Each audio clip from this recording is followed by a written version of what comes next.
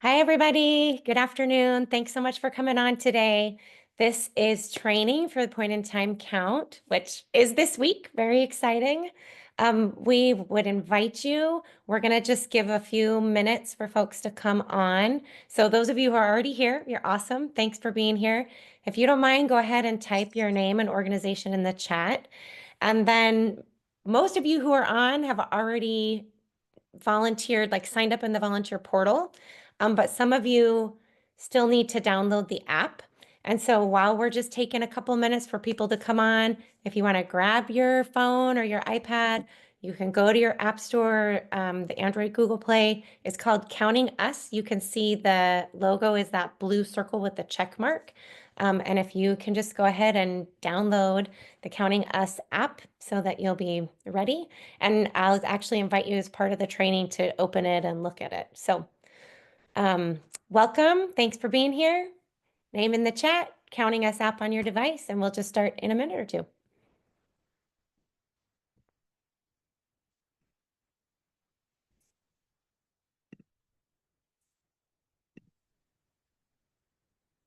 Good morning, Marianne. Can I just ask a quick question while we're waiting?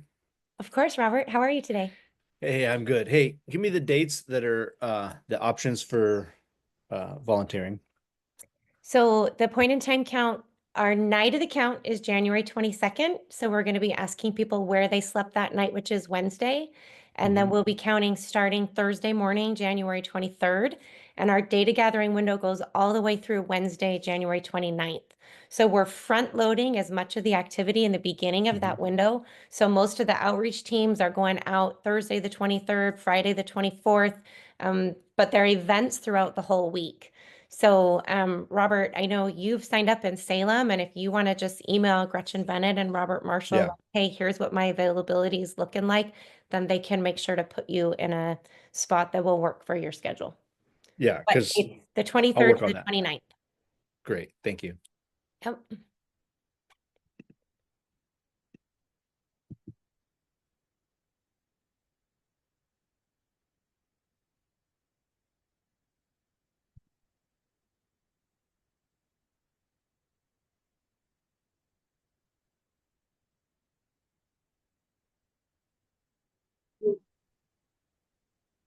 All right. So we've had a bunch more folks come in since I said my first spiel, so I'm going to repeat it. Thanks for coming today. This is the point in time count training. We're so grateful for all of you who are on today and your willingness to volunteer and help with this big effort. As we're getting started, we welcome you. Please go ahead and put your name and organization in the chat. And then most of you have already signed up in the volunteer portal, which is awesome. If you are on today and you haven't done that step, Cassie, do you mind putting the link to the volunteer portal in the chat? That would be helpful. And once you've signed up in the volunteer portal, then you want to go ahead and download the Counting Us app on your phone or your iPad, and that's available free through your app store. The logo is that blue circle with the check mark. So if you haven't already downloaded the app, it'd be a great time as we're just warming up to use this minute and go ahead and download it. Cool. Thank you. And what a great group we have on today. Thanks everybody for coming. Awesome. All right. Well, let's go ahead and kick things off. Point in time count training. Here we go. Just to give you a little sense of where we're going to spend this hour together, we'll start off by looking at what is the purpose of the pit count, why does it matter, and how does it help our community? And then we'll have a discussion about some principles of trauma-informed care. What is the approach? What is the mindset? How are we asking you to come into this space and have these conversations? And then the third big topic is just logistics. When is the pit count and what will you do when you volunteer? What does the survey actually look like and how is that done? The team that's here talking to you today, Shantae from Northwest Human Services is going to start us off talking about the purpose. Then Sarah Quick from Salem Housing Authority principles. And then I'm a contractor working with the Homeless Alliance and I'll cover logistics. We did want you to have our emails. These topics, you know, we're together for an hour today, but there's a lot to cover. And if there's something you're like, hey, I just want to drop a note with a follow-up, or you touched on this, but I have this specific question, want you to have our email so you can reach out directly and we can continue that conversation. So Shantae, I'll kick it to you to talk about the purpose. Thank you. My name is Shantae Frisbee. I use she, her pronouns. I first want to acknowledge and thank you for your time and consideration to join this amazing endeavor. I have a lot of gratitude for each one of you for signing up to participate and volunteer for the point in time count. The PIT count is an unduplicated count in our community of those who are experiencing homelessness.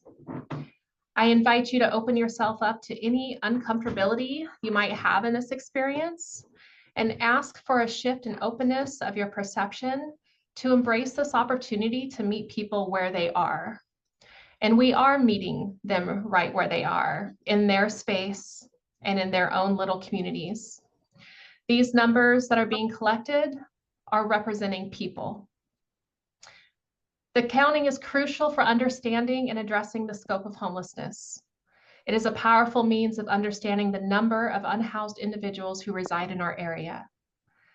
They establish the dimensions of the problem of homelessness and help policymakers and program administrators track progress. The data collected is needed to help us identify and add visibility to the needs. It increases amplification by painting a picture of needs and the level of trauma that is being endured. These numbers help us see a picture of an invisible population that is hurting and suffering, and those who are just trying to survive.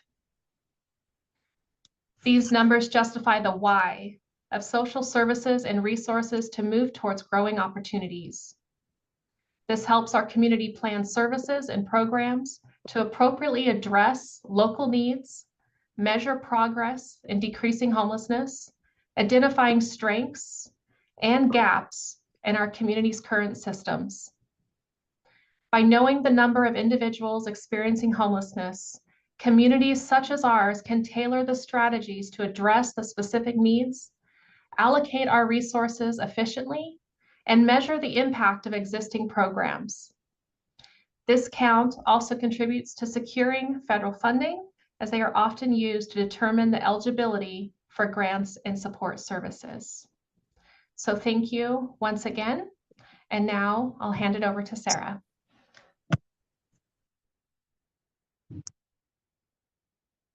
Thank you. Perfect. So again, my name is Sarah Quick and I'm from Salem Housing Authority. And I just wanted to give a brief overview of trauma-informed care during our time together. I want to start by saying I'm looking at some of the participants here in this room with us, and many of you do this every day. You probably could facilitate this conversation better than me. So thank you for your grace with me. And to kind of give it a context, because we're all coming with different experiences to this room and to this event, we just want to have some common understandings of terms and how we do this. So first, just talking about what trauma is. So trauma is our response to a distressful or unsafe event. Trauma is not stress itself. Trauma is not the event itself, but it's how we respond afterwards. When the event is over, our bodies are still reliving it, and prolonged trauma changes our brains. We see a difference in gray matter. So we all have a universal understanding of trauma, and we all experience it. In this particular conversation, we'll talk about how trauma is rewiring the homeless brain and how that impacts this work. So trauma-informed care is something that, again, many of us are practicing every day. It's not just how we talk with unsheltered neighbors, it's how we operate in our communities at large. But in this context, as a gentle reminder, many of our unsheltered neighbors, and even our neighbors who are in shelters, are often ignored, forgotten, or overlooked. The way I understand trauma-informed care is it means that we're seeing our neighbors, we're engaging with them, and we're listening to their voices. If I had to put trauma-informed care into two brief phrases, the first would be, don't create more harm, and the second would be, check yourself first. So, in not doing more harm, we need to know where people are coming from and listen to them. And in doing so, if we could slide to the next slide, Marion. This is what we see happening to folks who are experiencing homelessness, either short-term or prolonged. This information, I want to kind of give a context of where I'm drawing this from. A lot of it comes from SAMHSA, the Substance Abuse and Mental Health Services Administration, and Ryan Dowd. Ryan Dowd offers a free online course that you're welcome to look into if you want to have more information. So if you just Google Ryan Dowd and homelessness, this will pop up and you can have more information. But what you're seeing here is when you are in a constant state of trauma and you're having to navigate external stressors all the time, what we see happening with our brain is that our amygdala goes into hyperactive mode and our prefrontal cortex kind of gets subdued or quieted.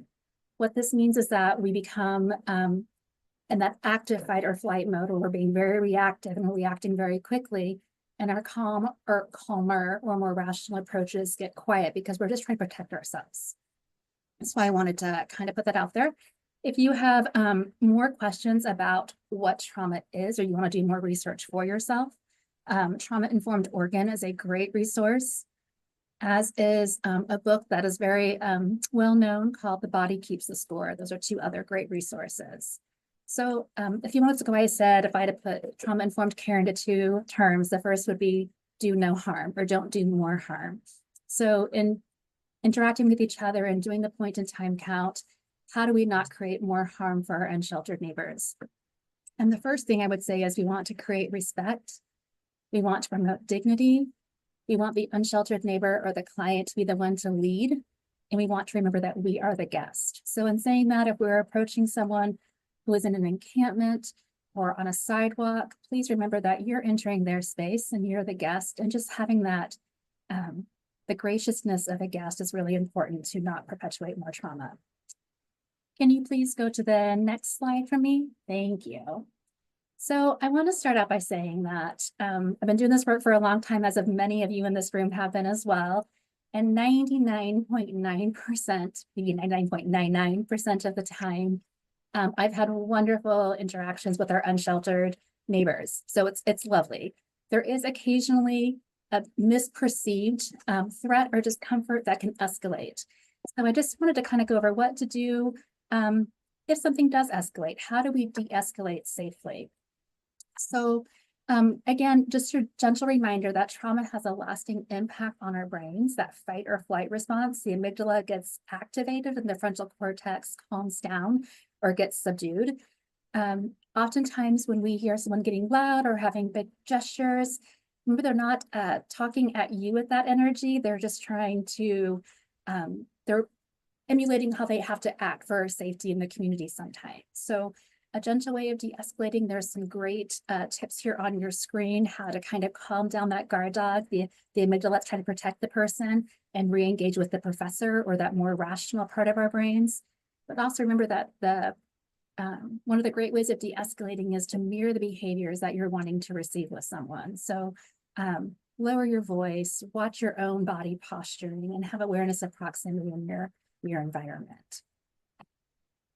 And can we go to the next slide, please? Wonderful. So here we're talking about, again, just what's happening with our brain. We're in that constant fight or flight mode. I think someone already put it in the chat that we'll be sharing these slides on our website later, so you can go back and revisit it. And then if we can go to the next slide, I'm trying to zoom us through here for time. This is a brief overview of Conflict 101, which again is how to create that de-escalation if you are in the field and things get a little tense. In saying this, I want to state one more time so we don't create misperceived notions. 99.9% of the time, there's wonderful dialogue and there is no escalation. We're just trying to feel empowered if things get a little tense. So as you're going into these conversations with our unsheltered neighbors, please remember the 5-second rule. And this can apply to the pit count. It can apply to working with your coworkers in the office, with your family at home. It's all inclusive. So the first thing is that remember that how you approach sets the tone for the engagement. And I would encourage you to lead with respect. So how do we do that? First, let's make eye contact. Let's say hello. I encourage you, if you're comfortable, to use your first name. I would encourage you to use only your first name, not your first and your last name, because we want to create a space of conversation, not surveillance. So me approaching Marianne and saying, hey, Marianne, how are you doing? My name is Sarah feels very different than saying, Ms. Bradshaw, I'm Sarah Quick, I need to talk to you. So just trying to create that comfort of a conversation, not a surveillance. We're not questioning someone's experience. We're just trying to hear and learn from them. Also, if you can create that sense of respect, that's going to calm down a person's PTSD response. So this will be a great way to kind of neutralize them and make them feel more comfortable. If you are feeling safe and the proximity allows, feel free to offer a handshake. If you don't or it does not allow, that's totally fine too. Just ways that you can feel safe and comfortable and engage with a person. Give your full attention to a person. Typically, you'll be in groups of 2 or 3 as you're going out and about. It's always great to have full undivided attention between one person, the person being interviewed, and the other person's kind of there to listen, observe surroundings, and be a support person. And one of the really big important things, and I say it for myself when I come to these conversations, but when we're doing point in time or any sort of outreach engagement, please do not make promises that you can't keep. I think it's really easy in these moments when we're talking and we're hearing stories and our hearts are being impacted and moving. We want to sometimes be fixers or helpers to the extreme, which is lovely, but don't make a promise you can't keep. So one example is when I go out anywhere, if I'm wearing gear from work, it's saying Salem Housing Authority. So I'm representing housing, but I have to be careful. I'm not promising anyone housing. I'm here to do a point in time count. I'm here to ask questions of you. I can't make any promises today that you're going to find housing next week or even next month. So just being mindful of that. So we're not making promises we can't keep. Okay. And then if we can go to the next slide, Marianne. And then our last slide with me is just talking about safety very briefly. Please remember that if you are going out in the community, the terrain could vary greatly. Some of you will be going to sites or events. Other folks will be downtown or in more rugged areas. So please be sure that you're dressing for the weather and for the environment. Definitely wear closed-toed shoes, and I encourage layers. I jokingly say each time we do this that, you know, rain or shine, we do point in time count. I don't think we're going to have rain this year from what I'm seeing. I don't want to jinx it, but it is very, very chilly. So please be mindful of that. I would encourage you to bring hand sanitizer if you have it, if you wish to. Really important just for safety and awareness and to be able to do your surveys. Please make sure your phones are fully charged. If your phone's battery is dying, you won't be able to conduct the survey. So make sure you're charging your phones and stay with your partner. So I know there's been times when I've done outreach or I've done point in time events where we get really excited and we're like, oh, I'll go over here and talk to this person. I'll go over here. Just to be mindful, like stay with your partner, stay with your community. We'll get to everyone as we can, just stay together. And then this is not required, but just an opportunity. After you do your point in time count, you know, take a moment to check in on your body. Part of that trauma-informed care is listening to how you felt and what your experiences were. And if you need to debrief with your partner or with Marion or the Homeless Alliance or another coordinator or myself, please know that we're here for you too. We want to learn and continue to grow with this as part of this evolving process. And then there is a volunteer manual that you will be seeing. Marion will be sharing that later. If it's not already in the chat, please review that. And the final thing that's already on here, but just listen to your gut. We have an amazing opportunity here and listen to your gut. I feel like point in time is not, it's about the numbers and counting the people. And I'm so grateful for the opportunity. And that's also a space where we can have healing and build bridges with our neighbors and ourselves. So that is my spiel. If there are any questions, I'm happy to address them now or at the end, but I will silence myself and hand this back to you, Marianne. Thank you so much, Sarah. Really appreciate your thoughtful presentation of these concepts. I feel like a lot of point in time count is the logistics and how do I do the survey and where do I go and where do I get supplies? But we really wanted to start with a grounding around the purpose, like Shantae shared, and around these principles of trauma-informed care to center there, and that those things really are more important than just the logistics. So we have a big group on today, and we do have a minute or two if somebody's like, but I've got this question. I saw several questions in the chat around wanting to see the slides, being able to review them later. Cassie's on, and Cassie will help us get that posted to the Homeless Alliance website. We're happy to share both the slides, and we can do that as in a PDF form.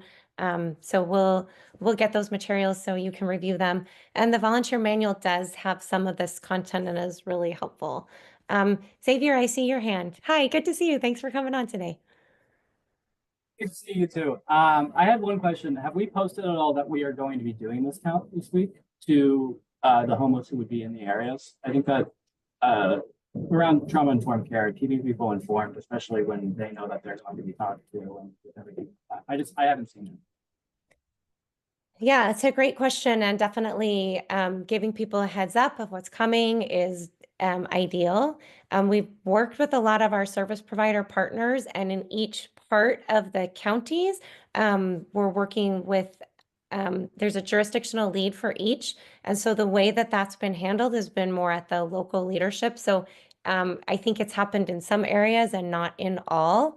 But folks on this call, if you're like, hey, I can post something here, or I have a, social media that I manage that I can help get the word out, definitely welcome you helping fill some of those gaps if you're seeing opportunities to help communicate. It is point in time count starting Thursday, so people know what's coming. That would be great. Thanks, Xavier, for raising that. Other comments, questions?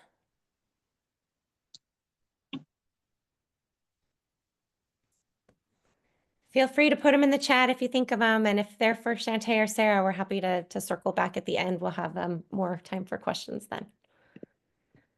And I'm going to keep us moving forward. And my section is all about the logistics. So kind of the where, when, why, and how.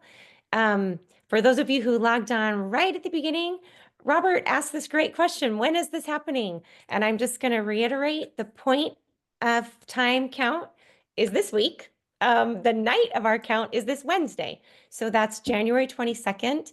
And then our data gathering window starts Thursday morning, the 23rd, and runs through Wednesday, the 29th in the evening. So we have that whole week to talk to people, to conduct point in time count surveys. But the whole week that you do that, you're asking, where did you sleep on Wednesday night, January 22nd? So we're collecting data about a single night in January for Marion and Polk counties. That night is Wednesday, January 22nd. We're intentionally front loading the outreach on the 23rd and the 24th. So Thursday morning, you'd say, hey, where did you sleep last night? Friday, where did you sleep Wednesday night? So that's the timeline. As I just mentioned, we're doing the point in time count across all of Marion and Polk counties, and we've really organized geographically with a jurisdictional lead in each area. And there's a lot of benefits of that. Here are the folks that have put that hat on and are doing amazing work in the areas. It really allows people, the needs in the urban hub are different than the needs in the rural communities. And so having jurisdictional leads that can tailor within the methodology to prioritize events or prioritize outreach and set things up and work with local partners is really great. I did want to highlight these names. So if you're like, okay, I signed up to be in Salem, or I signed up to be in Kaiser, or I signed up here, but I'm a little unclear on this, or I'm trying to figure out when or where, these are the folks that are structuring that. And so you're welcome to reach out to them. I am also happy to receive questions, and we're just doing the best we can to get all that information out.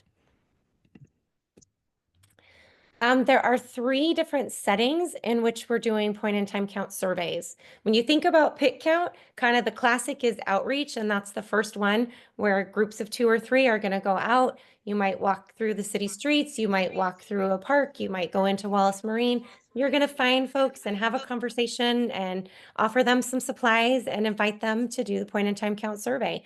And that piece, the outreach canvassing part, is a really important part of point in time count, but it's not the only setting.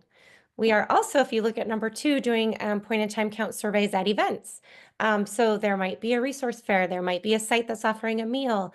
The flyer here is from Share the Pit, which will be on Tuesday during our point in time count. And I've been looking at the folks who are on today, and quite a few of you have said, yeah, we can host something during point in time count. And that's really wonderful because you have connections and relationships and services that you're offering. And so connecting with folks as they come in, and then being able to say, would you do the point in time count survey? It'll take a few minutes as part of that event is really great. The third setting is doing surveys with your caseload. So if you say, okay, we're a shelter site, and we have some folks that aren't staying with us anymore, but we still have a relationship with them. We could reach out and say, where'd you sleep on Wednesday night? And would you do a point in time count survey? There may be folks that you are already doing outreach with, or you're already connected to. A McKinney-Vento liaison may already be working with a family who's sleeping in their car. And so making that contact as they come in or as you're reaching out to them, really as part of your day-to-day work, you have the opportunity to connect and serve so many of the folks that we're looking to converse with as part of point in time count. And inviting that survey as part of that work that you're doing is a really great way to help get the information needed for the point in time count. So those 3 settings: outreach, events, and then surveys with folks already on your caseload.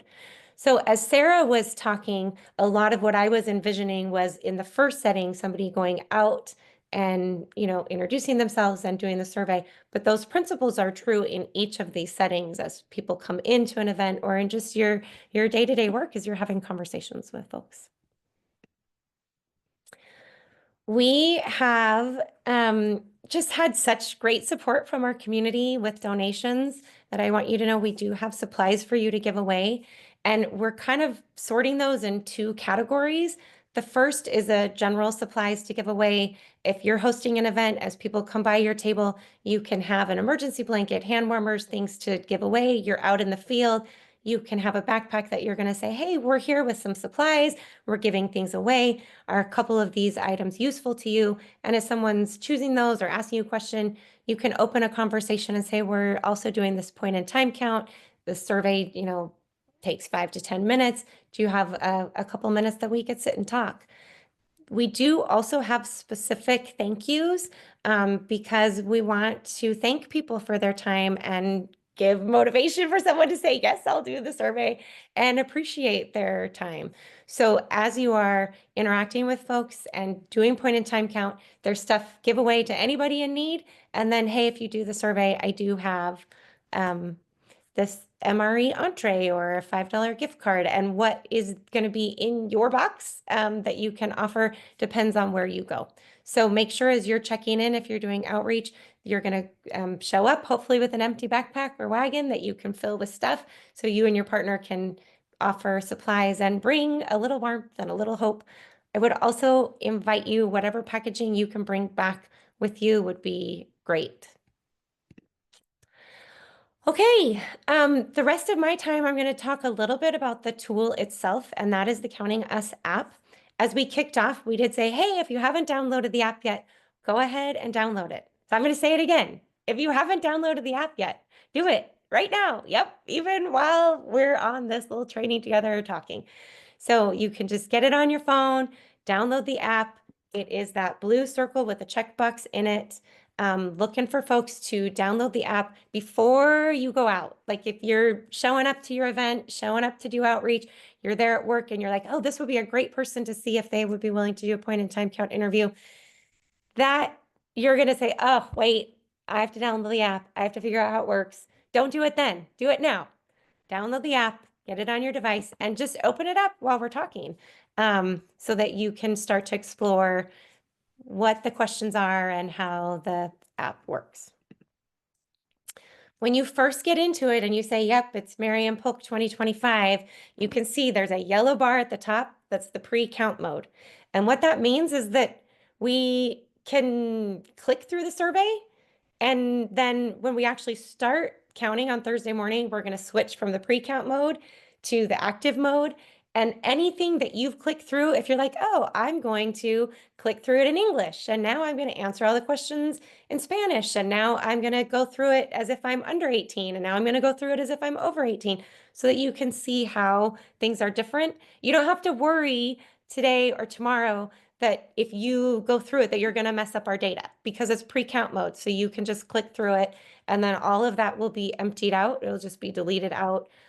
Thursday morning at 8 a.m. It's going to be a fresh start, and we'll start the official point in time count. So you are welcomed, you are encouraged, get into those surveys, explore, click through. You can also see at the bottom, there's that little gear that says My Count, and you can click on that and see the area you're assigned to. You can see your primary point of contact. You can see, oh, here's someone I can email if I have questions.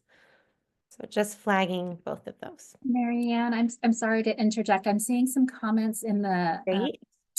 chat here. Yeah, let me click over It and look at it. appears that it already looks live and folks are asking about a key. Right. Okay. So the key, if you need a key, what that means is that you probably had the app already on your device from a previous point in time count, which is awesome because, hey, that means you helped us in past years. And that when you updated, if you signed up in the volunteer portal, that you didn't create a new account. So I put the key, which, you know, it's not a very enigmatic one. It's Marion Polk with capital M, capital P 2025. And that should get you into our count for this year. That's a good question. Thank you. Awesome. Okay. And Jody's saying she doesn't see the yellow bar. I will check on that after the training, but even if an admin has said, let's go active, we can still clear it out because we'll, oh, she found it. Great. Okay, awesome. We'll go active Thursday morning. All right. So if you're there in the app, you can see these 3 surveys. The first is the unsheltered person survey.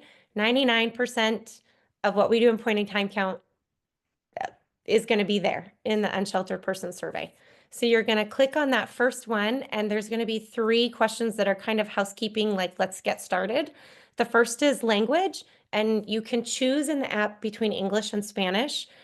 We have also done translations to Chuukese and Marshallese, which are important languages here in our community. The app doesn't support them, however, so we've got those in hard copy. And the Micronesian Islander community, they're doing a specific training. And if you are out in the field and you encounter a Pacific Islander that you would rather do this in Marshallese or Chuukese, your jurisdictional lead will know how to connect that person. So you could just reach out to Gretchen or Ryan and we'll connect them.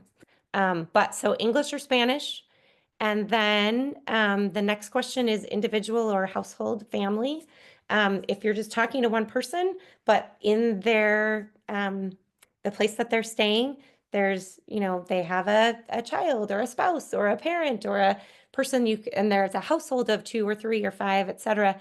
You can do the point in time count survey for multiple people. So you can put that it's a household, and then the survey will go through it for the second and third people after. And then the last housekeeping question is, have you already done the survey? So we talked about 3 different settings, and maybe outreach talks to somebody on Thursday morning, and then Friday they come to an event. We don't want to bother them with the same questions over again, and we want to deduplicate our data. So do ask them like, hey, you know, we're doing the point in time count this week. Has somebody already asked you questions about where you slept on Wednesday night?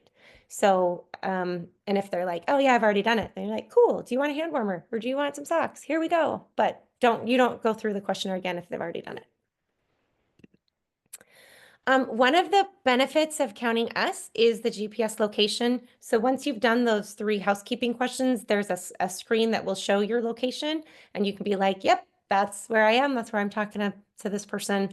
And that's great. If you are out and you are doing the point in time count where you don't have Wi-Fi, you can still do the survey, save it as a draft. And then when you come back into where there's service, you can upload it and it will still mark where you were, even though you didn't have Wi-Fi. The trick is if you save it as a draft, you have to upload it. I can't access it. I can see in the command center if you have drafts that you haven't uploaded, so I might bug you. But don't forget, if you do surveys where you don't have cell service, save them as a draft, and then when you come back in, upload them. Then we get probably to one of the biggest questions with the most options, and it's going to come up right after you do those couple housekeeping. And the question is, where did you sleep the night of Wednesday, January 22nd? And you can see the answer options on the left under the survey continues. Those are unsheltered, with the exception of the one at the bottom that's in italics that I do want to flag for you. that italicized answer is couch surfing, that I was staying with a friend or family member. So some of you are going to scratch your head and be like, that's on the continues column this year. And it is, because we locally have made a decision that we want to continue the interview with folks who are couch surfing. We know HUD does not qualify that as unsheltered. So when we create the report, those folks will be filtered out in terms of the unsheltered data going to HUD. But in terms of local understanding, I see some head nods. Couch surfing, it is really common. And so we want to be able to understand that better. So if you say, hey, where'd you sleep Wednesday night? And they're like, I slept in a park, you're going to check that. I slept, in my car, you're going to check the vehicle, boat, RV. If I slept couch surfing, then the interview is going to continue. The survey will end with the answers on the right. And it's not because we don't care to gather information about those folks. The reality is that when we do point in time count, we're looking at the sheltered count as well as an unsheltered count. So this training, we're talking all about unsheltered. But we have really fantastic service providers who do a really great job gathering data, collecting data, tracking. And so with HMIS and the data that's already set up, if somebody is sleeping in an emergency shelter, they're sleeping in a warming shelter, they're sleeping in transitional housing, that data is already being collected and recorded. And so you don't need to do the whole survey with somebody who says, oh, I stayed at Safe Sleep United, or I stayed at Church at the Park, or I stayed at the Navigation Center, because that data is already being collected through the data management systems that are in place. So when someone's like, oh, this is where I stayed, then you're going to be like, okay, awesome. Thanks so much for being willing. And then the survey will end. I have Are a there question, questions Marion. about that? Yeah. So it's Bree. Sorry. So Great. Hi, Bree. Hi. So for Soaring Heights Recovery Homes, are you sure that our data would be counted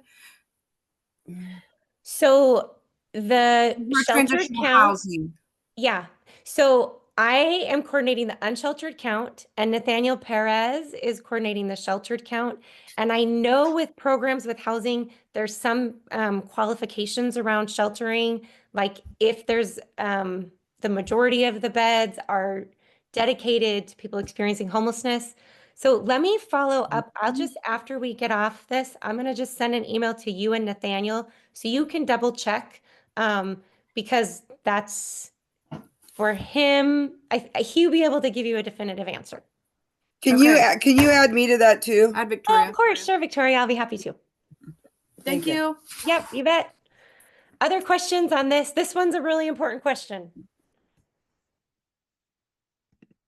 Should I check the chat? I see it's been busy, but sometimes. Yeah, there's a question here, Marianne. Is a warming shelter the same as an emergency shelter?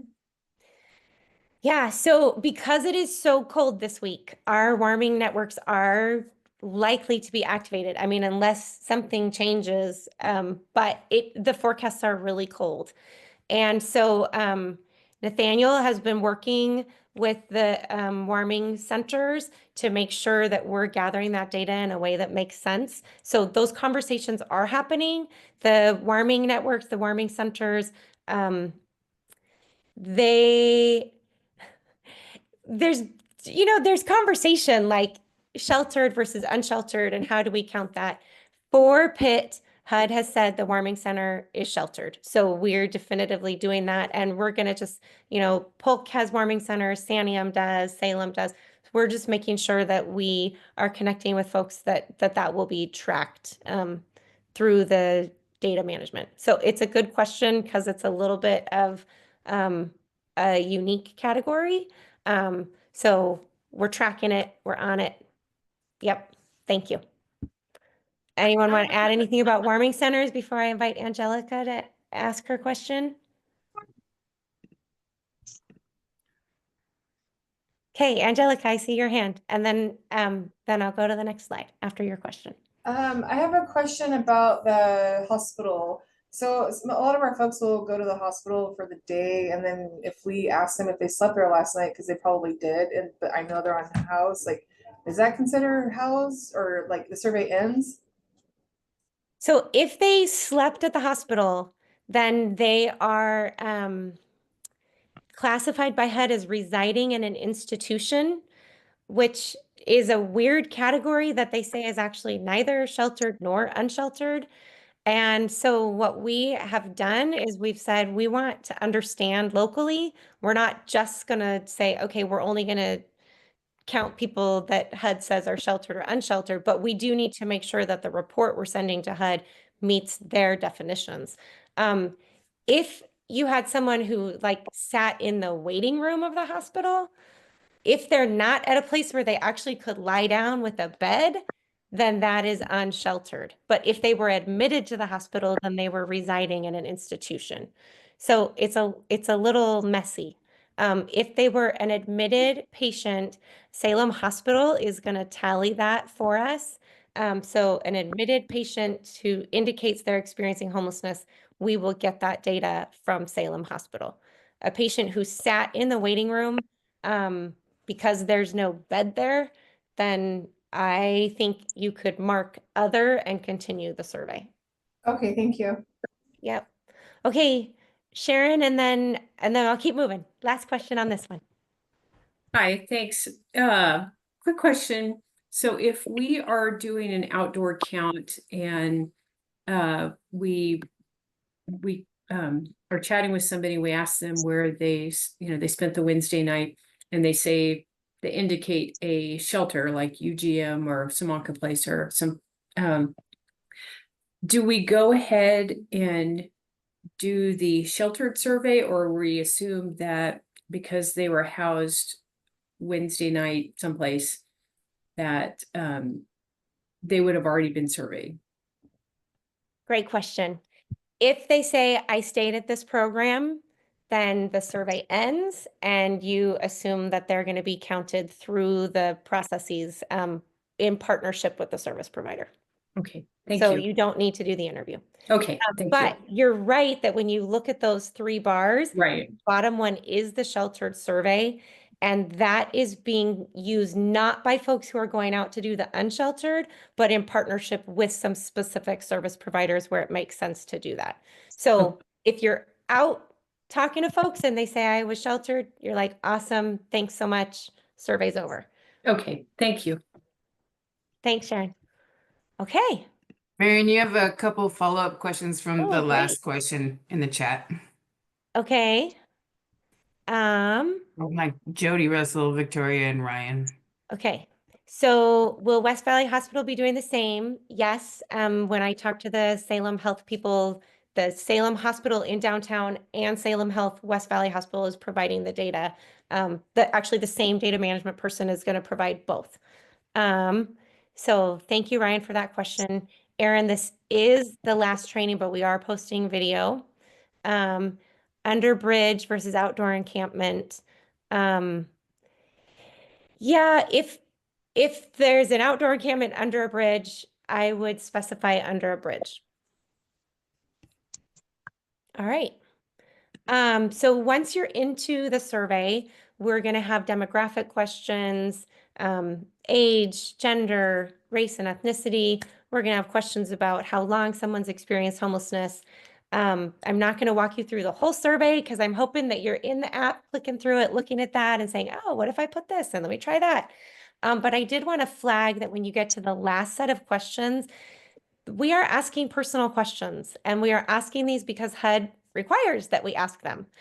And the first time I did pit count surveys and I kind of got to this set of questions, I'm like, kind of have to gather my courage to be like, okay, do you have a substance use disorder? And for me, I find that it's helpful if I just say, hey, the next set of questions are kind of personal. And I just want to remind you that you don't have to answer anyone you're uncomfortable with, that you can skip any question you want. So I want to emphasize to you, point in time count surveys are voluntary. Like, we're going to ask consent to have the conversation. We hope people will say yes, but we're not going to force anybody to. And every single question, if you're clicking through the app, you'll see there's an option like the person didn't know or the person preferred not to answer.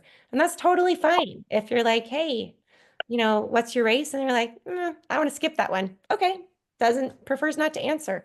But I would recommend that you remind them for this set of questions that they can skip.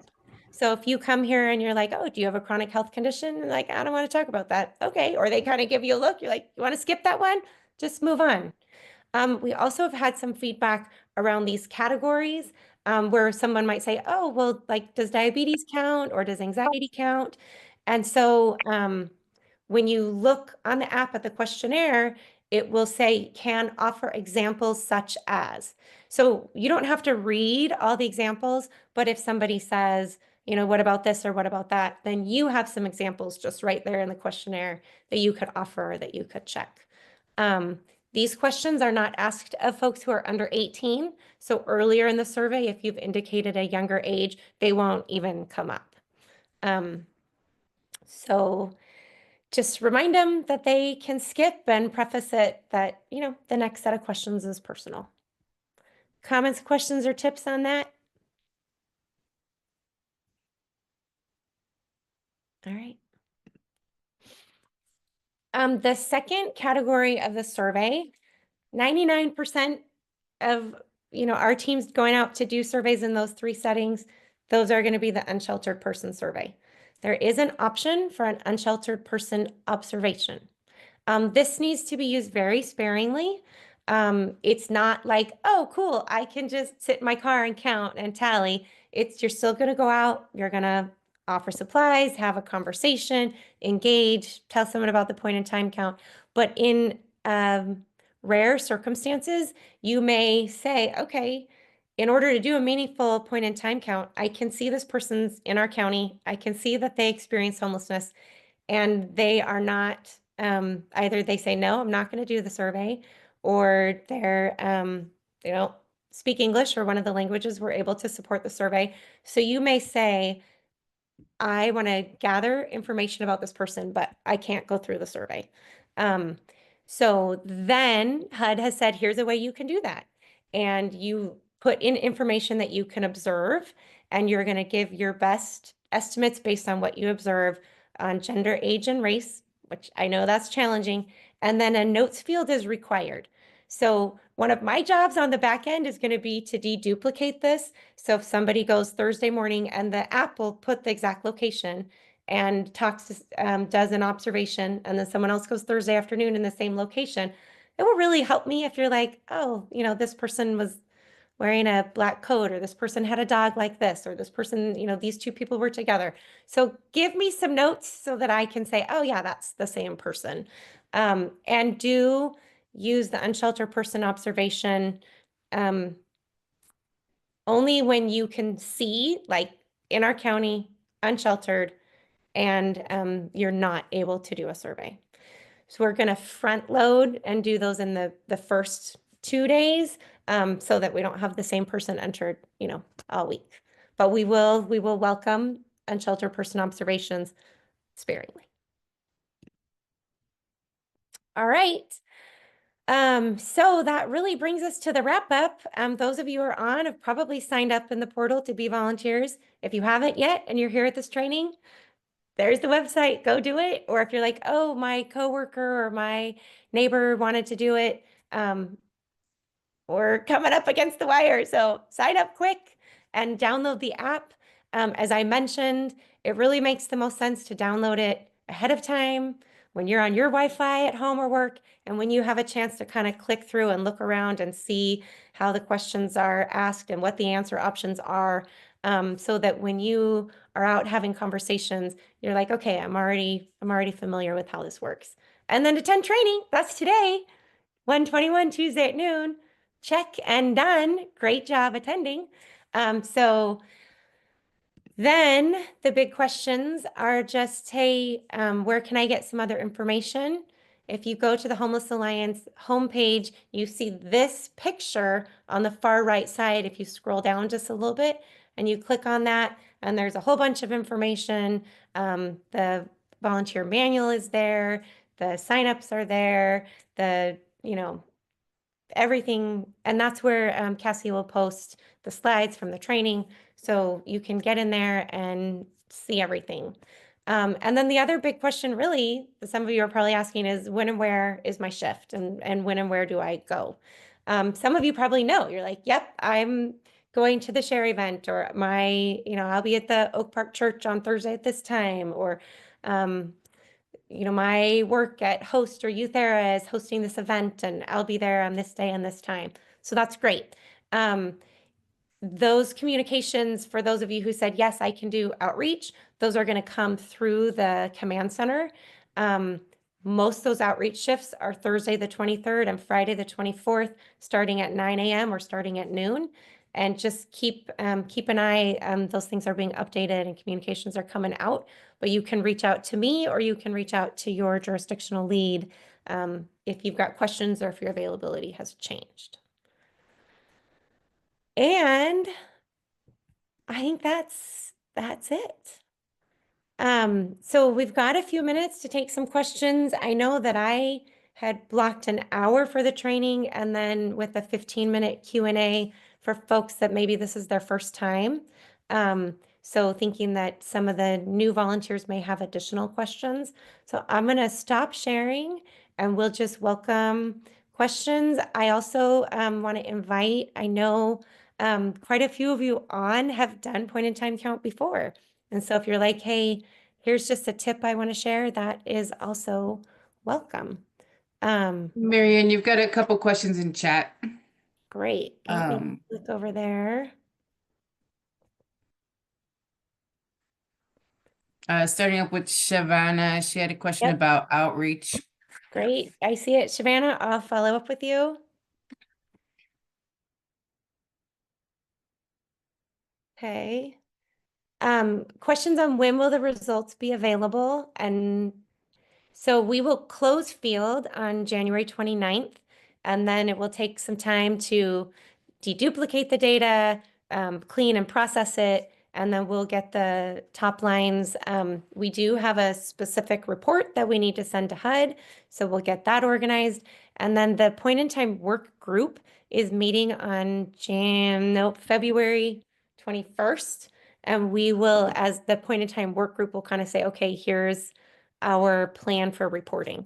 So I would hope that we can have communications out by March, but it does take time to gather everything, process, clean it, and get ready to report it.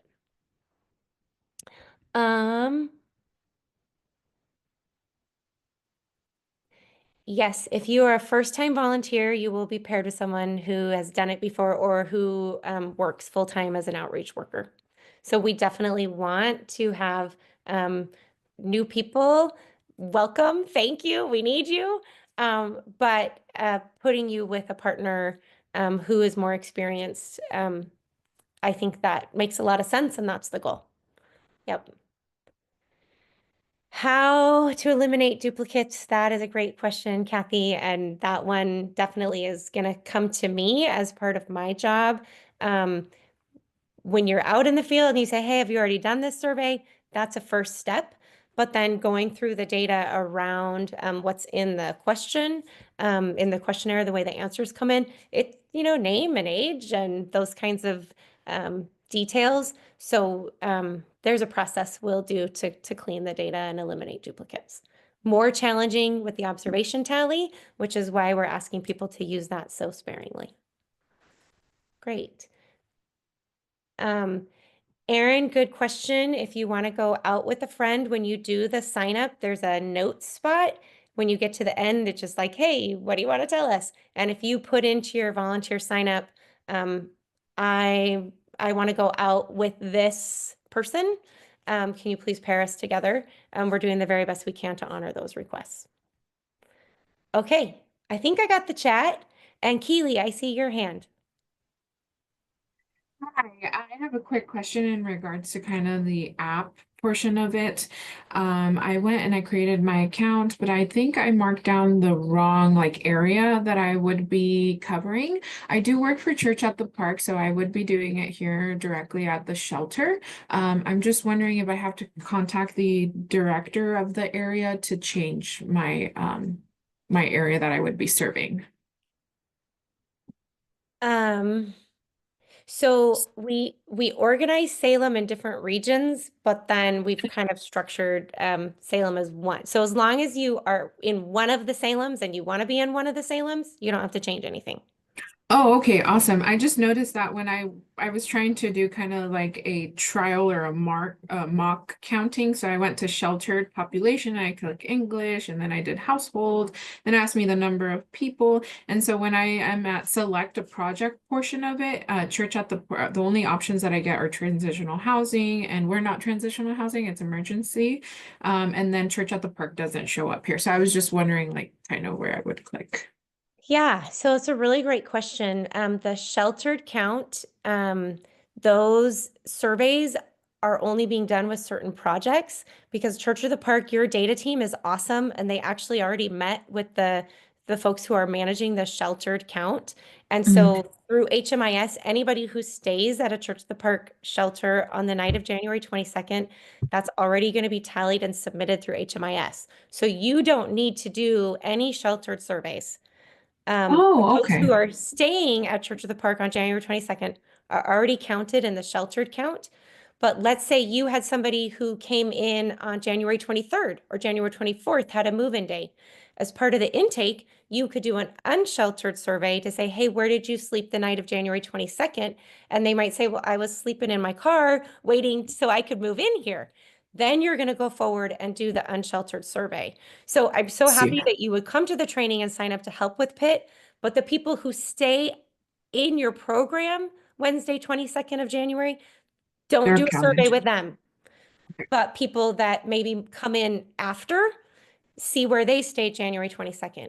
Or maybe people that Gotcha. used to stay at your site and they moved out and now they're sleeping in their car and they stop by to say hi or stop by to see if you have a pair of socks. You could do a survey with them. You would do an Gotcha. unsheltered person survey with them. Okay, that makes more sense. Thank you so much for Great, that yeah. clarification. No, I appreciate the question. Okay, what other questions do folks have? Haley, I see your hand. Yeah, I just want to make sure that, Hi, Haley. hey, I just wanted to make sure that with ours that we're doing that I think I missed that part of the sign up for volunteering. I don't have to do that, right? Since I have a location that we're doing.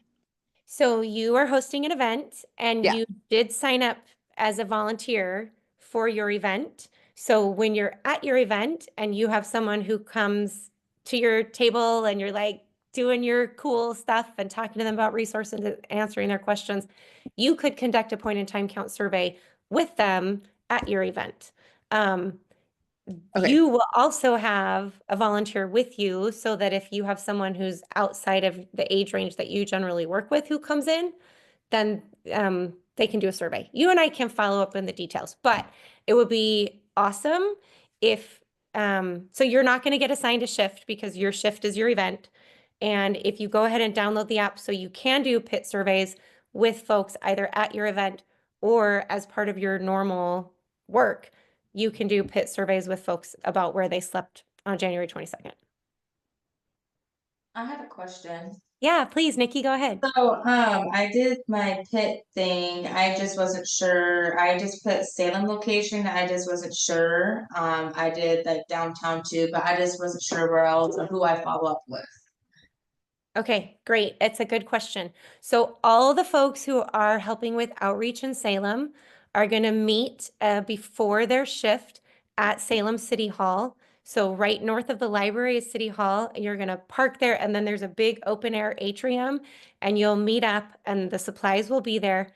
If it's super, super cold, they may move into an indoor location. So you'll get that information. And I know you're saying, okay, but I said I could go Thursday afternoon or Friday morning, and I haven't heard anything. There's just been some moving parts, and I know the communication is coming. So, Nikki, if you'll just watch, the person to ask questions of is Gretchen Bennett. And she's fantastic, and her team is, Salem has the most volunteers and the most locations, and it's just been a little bit of a trick to get all of those things lined up in a way that works for everybody. Yeah. So be as flexible as you can. I'm sure there's Always. you somewhere for Thursday or Friday, and you can follow up with Gretchen. Perfect. I will. Thank you. Very good. Kiwi's got a question. Kiwi's had her hand up. Kiwi Keely. Herrera. Yeah. So she had a question earlier. Do you have another question, Keely? I do not. Sorry, Okay. I meant to turn that off. No worries. Jody, I see your hand. Hello, I sent you an email. Yay, hi With Jody. this with a screenshot of this, but I thought I would mention it in case anybody else runs into it. I was doing a like a test, and I went through and I got to, are you a survivor of domestic violence? Yes. And then the next question is, if yes, when did this experience occur? But it gives you the option of yes, no, doesn't know, prefers not to answer. So I thought I should give you a heads up that we have a problem with the app. Thank you. Really appreciate your flagging that because we definitely want to get all of those pieces cleaned up before we go live. And I thought that one had been taken care of. So I will go back to counting us. There are things that I can change directly and things that I need them to change. And Well, one thing to mention is I downloaded this last month. So let me go make sure there's no updates. Maybe they updated it and it hasn't updated on my phone. So that's a possibility. Well, I think that when you check that Marion Polk green box, it spins and loads. I think that it's pulling fresh data each time. Yeah. Okay. So if you check and there is and you find that it is fixed, just drop me a note. But I'm gonna pester counting us and be like, really want this fixed before we go live Thursday morning. Yep. And like as you are going through it, like for Jody, I just so appreciate you bringing that forward because I've tried, you know, different pathways and different iterations, but not going to catch everything. And having folks, you know, go through and explore. If you find something that needs to be fixed, I want to know. So please let me know so we can get it right. So that's really helpful. So everybody should go through and do some testing and send you screenshots if they find anything weird, is what you're saying. Yeah, sure. Love it. Yeah, it'd be great. Test it in Spanish, test it in English. If, you know, if I've got some Spanish speakers on here, I would love, I did send them, hopefully. Yep. It looks like the Spanish translation updates are in, so that's good. But yeah, help us get it right before we go live. That would be awesome. Okay, so it is after 1 o'clock, and I want to make it easy for those of you who are like, I blocked 12 to 1 on my calendar. I've done this before. I'm ready to sign off and get on with your day. I am planning to stick on till 1:15 because I anticipate that there will be additional questions.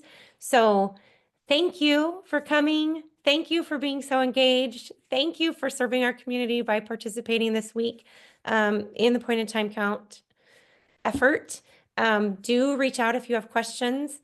If you need to head off to your 1 o'clock, thanks and see ya. If you're like, but wait, I have 16 more questions. Great, because I'm going to be on till 1:15 and I'm happy to talk about them. That's me with 15 more questions. Perfect, Shavannah. I did see a hand. Was it Bianca? Yes, I just had a question about the Spanish version. If I'm Please. able to get on that, just in case I encounter someone that speaks Spanish, then I can just read it and not have to use my brain to translate all the time. But Yes. yes, okay, awesome. So when you click to do an unsheltered person survey, the very next question just says English or Spanish. So any person who's doing surveys, if you are talking to somebody that would rather do it in Spanish, you can click Spanish and they can look over your shoulder. You can talk through it with them. But the app will support English or Spanish for all of you.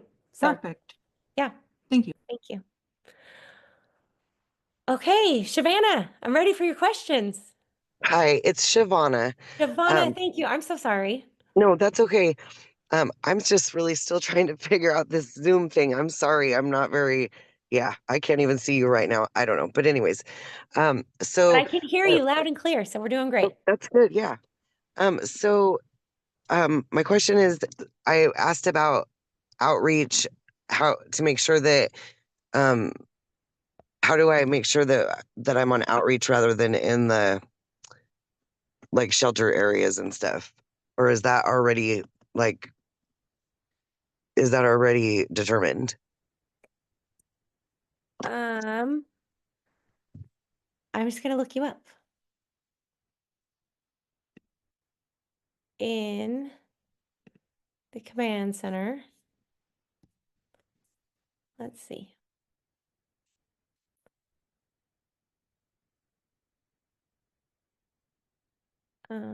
Sorry, just gonna take a second.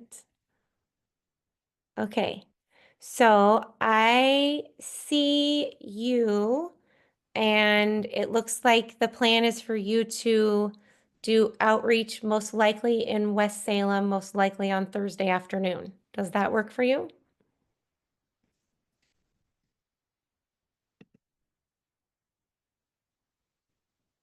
Shavana, were you able to hear that? Yes. And who is the lead for that? Gretchen Bennett. Yes, perfect. Okay. That's wonderful. Okay. Yay. Great. Other All right. questions? I don't think so. Thank you so much. Of course. Yeah. Where And do I you see a find couple out? of you stayed on. I bet some of you have questions. Who else has a question? Where do you find what shifts you signed up for? So when you signed up in the volunteer portal, we kind of asked like what type of setting you would want to be in, what days you were available. And if you go back to the volunteer portal, you can click update registration. And I'm pretty sure you can see what you entered before. And is it Carrie Lynn? Yes. I can just tell you. So I see you as likely to be assigned to downtown Salem and that you're available Thursday morning or Saturday. Okay. Which Do you need, we're not doing, I don't think Salem's going to do anything Saturday. So so if I could you do want to, Friday you could do morning. Friday. I could do Thursday and Friday morning. Great. Why don't you hold both of those and I will flag for Gretchen that you're available both of those times. I had a question when you're done. Yeah. I don't know if you can hear me. Can you hear me? Yep, sorry. I'm just No, making you're fine. I notes didn't or I'll want forget. to interrupt, but so I was hearing that to have the additional information and everything, it wants me to redo my registration again. Oh no. So when you try to update, it just wants you to So read when it. I tried to hear you, when the lady had asked, like, how do we know the time, whatever, I tried to look and then now, because I clicked the volunteer portal and now it wants me to redo everything when I already did all Well, that's frustrating. I was hoping it would just show you what you had. that. And No, you I know, one thing. same, yes. Well, yep. If Because we it says thank charge, you, and then next steps is, which I'm here at the Zoom meeting right now for the Yep. training, and then when I did the next step, it just wants me to do the information again, which I already did all that. yeah, that's annoying. Sorry. Let's see. No, I'm just that's fine. finding you in the. Are you Nikki Hansen? Yes, yes. Why don't, so what I have down is that you will likely be in West Salem Friday morning. Oh, Friday morning, okay. Does that work for you? I was thinking Thursday or whatever day. Do you prefer morning or afternoon? It don't matter. I just gotta accommodate with Jerry again, that is all. So if I just say that Thursday is better for you? Yes. Great. Okay, I've added a note in the command center and hopefully you'll hear from Gretchen soon. Thank you so much. Yep. Thanks, Nikki. Thank you. Other questions? I got one more question. Sure, Shavana. So is there any chance in anybody signing up after this, or they can't sign up anymore because they didn't do the orientation? They would have to watch the video. Oh, okay, so they can still register. The video that you sent the link to? Yes. And then register. Yep. Okay. Thank you. Yep. Lynette, I see your hand. Hi, Marianne. My name is Lynette. I'm with Community Medical Services. This is my first time joining in the pit count, which I'm super excited for. Awesome. but I have not received an email. And I'm just asking because I'm trying to, I manage a clinic, so I'm trying to schedule some stuff for my staff in the clinic. So I was just kind of curious about how should we receive one? I mean, it's coming up pretty quick. Yeah, yep, it Before sure is. there's somebody to reach out to just in case I don't receive that. So, one question, are you hoping to go out with an outreach team or are you hoping to do surveys at your clinic? With the outreach team. Great. And because you have the app on your phone and you've done the training, if you're at the clinic and someone comes in experiencing homelessness and you're like, oh, maybe I'll just do another survey on Monday or Tuesday, you can do that even if you don't specifically sign up for it. I am looking at your sign up, Lynette, and I see that you are likely to be Salem downtown. And the note is that you are available Thursday morning or Friday morning. Is there a note you want me to add? Do you have a preference between those? No, Thursday and Friday morning are fine. Okay. And could you do both of those or you're hoping to just do one or the other? I could do both. Okay, so if you'll hold, so the morning times in Salem, you're asked to meet at 8:45 at Salem City Hall. And then it's a 9 to 1. And I'm just going to put a note in the command center that you could do both of those. And for now, if you can just hold Thursday and Friday, kind of that 8:45 to 1 window, the follow-up person is Gretchen Bennett. And if you don't hear, you will hear today, surely, right? It's Tuesday. We're talking about Thursday. But I can put Gretchen's email in the chat. And she is lovely.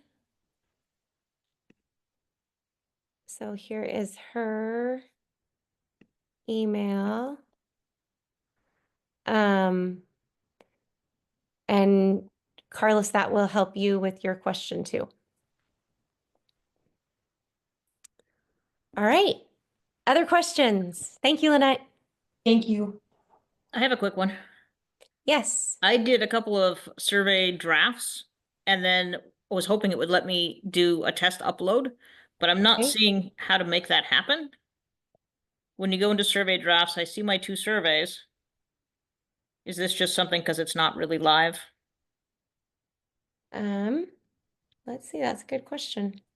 I'm just going to click over to mine. I can see I have 2 drafts in there too.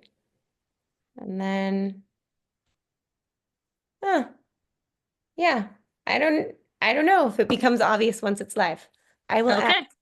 So I guess we'll find out when we go live. Well, except that people who do a draft and then I'm like, why didn't they upload it? Right. It would be helpful to be like, here's how you do it. Yep, it would be helpful. Uh, That's why I upload. thought I would try it, but Yeah, thank you. Because especially out in rural Polk County, you probably will have some drafts. yeah. Yeah. Thanks, Jody. Okay, thanks. Who else has a question? Hi, this is Jill Laws. Hi, Jill. Hi. I have 2 things going on here. But I have, let me just turn this off. Yeah, you're a little echoey. But I have, oh, it's just doing the same thing. Okay, I'm sorry. They have it down that I am just the whole time, but they haven't told me like where in between what the specifics are, and just Thursday night is a problem for me, but probably anything else would work. Okay. If you could So just, I am happy to make a note for you. So Thursday, if you were assigned till 4 p.m., would that be okay? Just not later? yeah, I could do that. Okay.